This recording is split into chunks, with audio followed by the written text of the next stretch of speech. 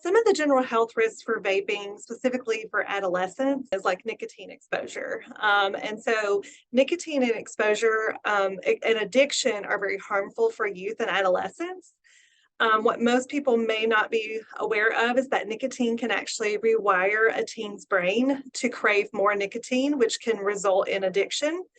The brain changes related to their nicotine exposure, which can have long-lasting effects on attention, learning, and memory that can promote addiction to the drug. Also, teens who vape may become addicted to nicotine faster than teens who actually smoke traditional cigarettes. What some people don't recognize and understand is that a lot of the vape products actually contain more nicotine as part of their content than a traditional cigarette. So for example, there are some products on the market where one pod that's used to vape can actually contain as much nicotine as a whole pack of cigarettes. So that's 20 cigarettes of traditional cigarettes. And so teens who vape may actually become addicted to nicotine faster because of that.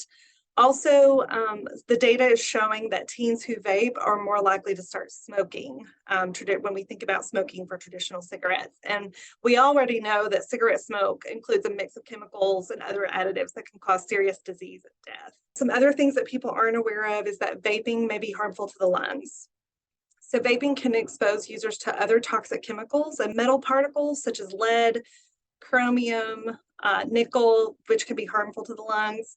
Also, some chemicals that are found in cigarette smoke are also found in some e-cigarette products or aerosols.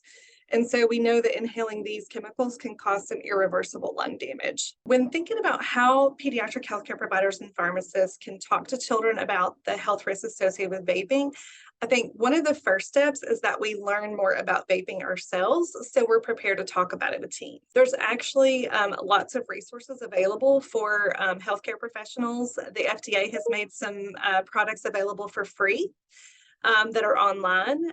There's actually a website that's promoted. It's a tool called Quit Vaping.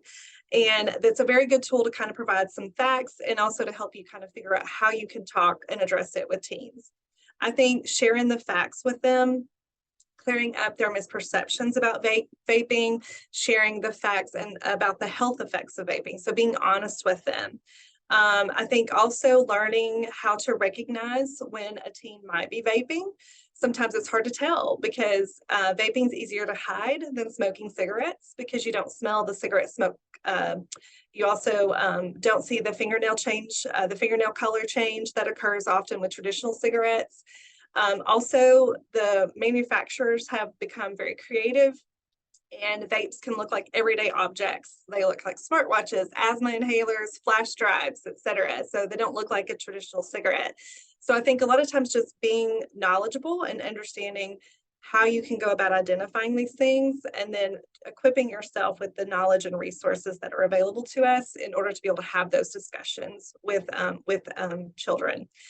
I think as far as parents' involvement in the conversation, I think we as healthcare providers have to be careful in this area because it can actually mitigate that relationship of trust we're trying to build and establish with that teen. So I think what we can do instead is empower parents by equipping them with knowledge to be able to recognize the signs of vaping and also the symptoms of addiction. And so kind of working with them and partnering with them, I think having speakers come to schools so teachers are equipped with this knowledge as well so they know what to look out for. They can look for signs of vaping in their own home. A lot of signs of vaping are new behaviors like secrecy or anger, a change in school performance. Remember, we talked about with nicotine, there's learning and memory deficits that can occur. If your adolescent has a dry cough or increased wheezing that's not explained by something else, that could be a sign that your teen may be partaking in vaping. And then recognizing those symptoms of nicotine addiction.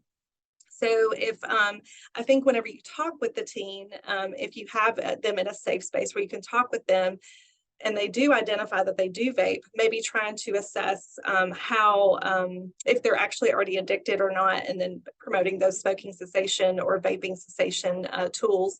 But like asking them, do they find themselves needing to vape first thing in the morning? Are they feeling anxious or irritable because of cravings? Do they vape without even thinking about it?